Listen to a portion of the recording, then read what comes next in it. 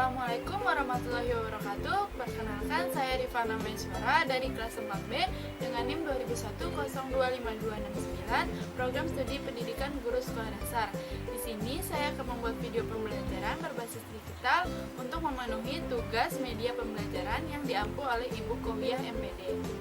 Langsung saja kita mulai. Assalamualaikum warahmatullahi wabarakatuh. Apa kabar anak-anak? Sehat semuanya? Alhamdulillah sehat ya. Jadi hari ini kita akan belajar mengenai cerita dongeng. Tapi sebelum itu kita nyanyi dulu yuk biar pada semangat. Kita nyanyi bareng-bareng ya.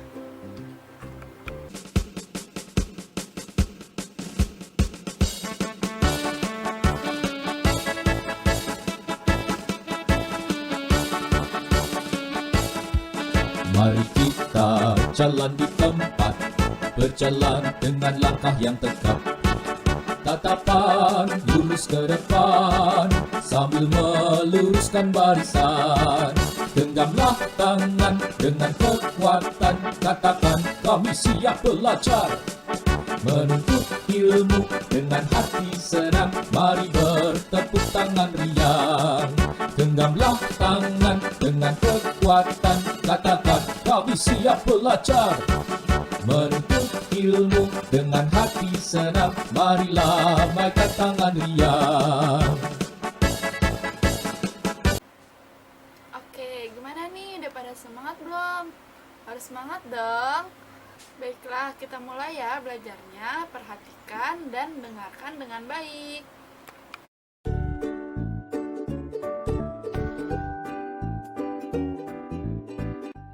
Oke, hari ini kita akan belajar cerita dongeng ya.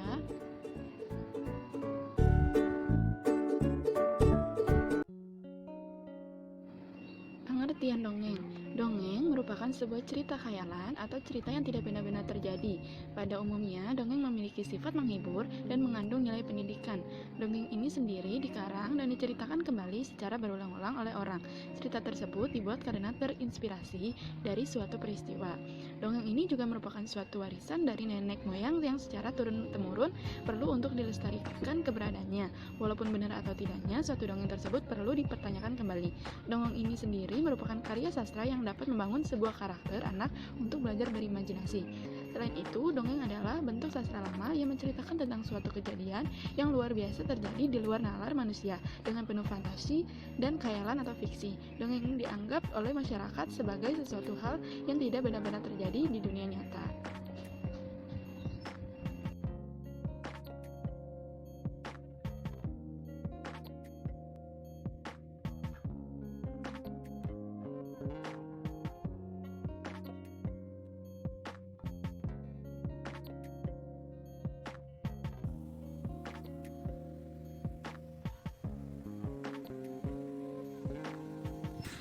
Selanjutnya ada ciri-ciri dongeng. Yang pertama, disebarkan secara lisan. Pada zaman dahulu, dongeng disebarkan secara lisan, kemudian dongeng dikenal sesudah disebarkan dari mulut ke mulut lewat kata-kata dan dari generasi ke generasi. Yang kedua, disebarkan dengan waktu yang cukup lama. Orang akan mengerti tentang pengertian dongeng dan isinya, sebab disebarkan dengan waktu yang cukup lama, yakni sejak zaman nenek moyang. Karena penyebarannya secara lisan, maka dongeng ini pula sampai ke telinga pendengar dengan waktu yang cukup lama. Yang ketiga, terdapat beraneka macam versi. Sebab penyebaran dongeng dilakukan secara lisan, maka tidak heran bila ada dongeng yang muncul dengan beraneka macam versi. Yang keempat, yaitu bersifat anonim. Penulis maupun pencipta dongeng ini umumnya tidak mengetahui siapa, tetapi dongeng ini selalu dikenal dan populer di masyarakat khususnya pada anak-anak. Yang kelima, mempunyai pola. Pengertian dongeng umumnya mempunyai ciri yang memiliki bentuk berpola atau berumus, contohnya kata klise, kata pembukaan, dan penutup yang baku.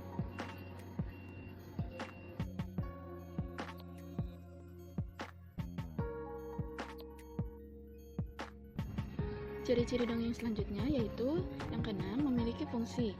Ciri-ciri dongeng berikutnya yaitu memiliki fungsi. Dongeng ini sendiri mempunyai fungsi dan kegunaan di dalam kehidupan yang kolektif maupun bermasyarakat sebagai alat pendidikan, pelipur lara, protes sosial, dan proyeksi akan keinginan yang terpendam. Yang ketujuh, memiliki sifat pralogis atau logika. Ciri-ciri dongeng selanjutnya yaitu memiliki sifat pralogis maupun logika tersendiri yang tidak sesuai dengan logika umum atau logika di luar nalar manusia. Yang kedelapan yaitu menjadi milik bersama. Sebab tidak diketahui siapa yang menjadi penulis maupun pencipta pertama kalinya, maka orang-orang dapat merasa memilikinya atau dalam arti dongeng menjadi cerita milik bersama. Yang kesembilan yaitu memiliki sifat polos. Dongeng umumnya memiliki sifat polos dan juga lugu, sehingga kerap kali kelihatan kasar dan terlalu spontan saat penyampaiannya lebih mendalam. Hal itu bisa dimengerti bahwa dongeng ini sendiri adalah sebuah proyeksi emosi manusia yang paling jujur. 10. Penokohan yang tidak mendetail. Di dalam dongeng umumnya juga tidak menjelaskan secara mendetail tentang bagaimana sifat maupun penokohan suatu tokoh.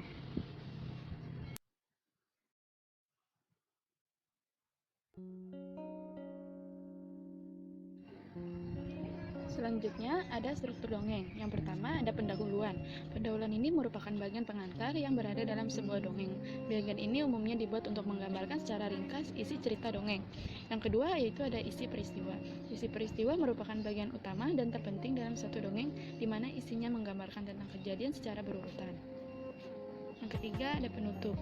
Penutup ini merupakan bagian akhir yang terdapat dalam sebuah dongeng. Pada umumnya berisi tentang pesan moral dan juga kata penutup.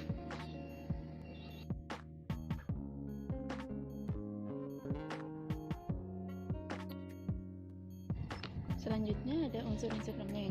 Unsur dongeng ini yaitu yang pertama ada tema, kedua ada latar, ketiga ada alur, keempat ada tokoh, kelima ada penokohan, keenam ada sudut pandang, 7 ada majas, dan ke-8 ada amanat. Selanjutnya ada jenis-jenis dongeng. Yang pertama itu ada myth atau mitos. Myth atau mitos ini merupakan jenis dongeng yang menggambarkan mengenai hal-hal yang berkaitan tentang makhluk halus, misalnya jin, setan, dan lainnya. Yang kedua ada sage. Sage merupakan jenis dongeng yang menceritakan kisah sejarah tokoh tertentu yang mempunyai kepahlawanan, keberanian, kesaktian, dan kebaikan. Yang ketiga ada fabel. Fabel ini merupakan jenis dongeng yang menggambarkan tentang kehidupan hewan, di mana hewan-hewan itu bisa berperilaku layaknya manusia. Yang keempat ada legenda. Legenda merupakan jenis dongeng yang dipercayai oleh beberapa penduduk setempat benar terjadi namun tidak dianggap sakral. Yang kelima ada parabel. Parabel merupakan jenis dongeng yang kisahnya mengandung nilai pendidikan, baik itu pendidikan moral maupun moral agama, dan bahkan pendidikan yang disampaikan secara tersirat.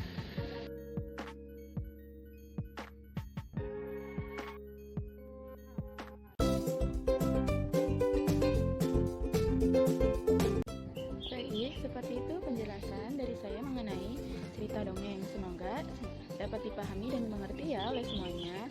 Terima kasih. Oke, selanjutnya di sini Ibu ada latihan soal di kuisis.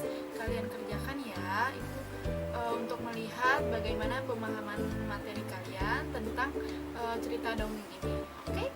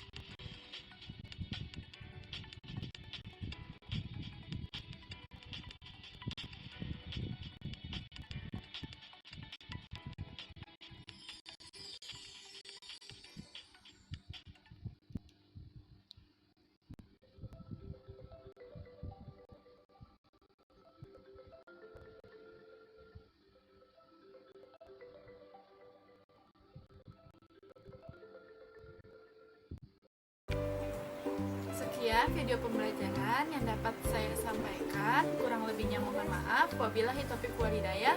Wassalamualaikum warahmatullahi wabarakatuh. Bye bye.